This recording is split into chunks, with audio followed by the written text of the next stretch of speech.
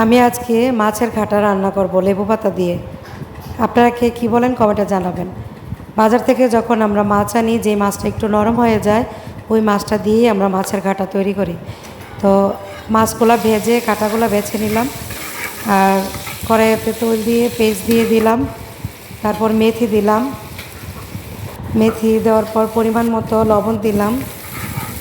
তারপর পেঁয়াজগুলো একটু লাল হলে আদা রসুন দিলাম, আদা রসুন বাটা দিয়ে দিলাম, হলুদের গুঁড়ি দিলাম, তারপর মরিচের গুঁড়া দিলাম, ধনিয়ার গুঁড়া দিলাম, জিরার গুঁড়া দিলাম। তো জিরা গুঁড়া দিলাম একটু। তারপর আস্তে আস্তে এগুলো নাড়াচাড়া দেওয়ার পরে যখন কষিয়ে আসে একটু পানি দিলাম। পানি দেওয়ার পর তারপর আমি লেবু পাতাগুলো ছিঁড়ে আমি লেবু পাতাগুলো দিয়ে দিলাম। আলতোভাবে নাড়াচাড়া করতে হবে, বেশি নাড়াচাড়া করলে আপনার ঘাটাটা তিতা হয়ে যাবে।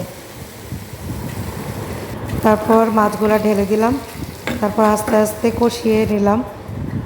যখন ভেজে নিলাম, ভেজে নেওয়ার পর আস্তে আস্তে আমার ঘাটাটা যখন লাল হয়ে আসবে, তখন আমি ঘাটা থেকে লেবু পাতাগুলো তুলে ফেলবো। যদি না তুলি তাহলে বেশি তিতা হয়ে যাবে। হয়তো অনেকেই জানে না, কারণ আগে তুলে ফেলতে হবে। পরে আবার নামানোর আগে আমি আস্ত 3টা পাতা দিয়ে দিলাম। বাস হয়ে গেল আমার লেবু পাতা দিয়ে মাছের ঘাটা। খেতে অনেক মজা। আমার মতো এভাবে কে কে মাছের ঘাটা তৈরি করেন কমেন্টে জানাবেন।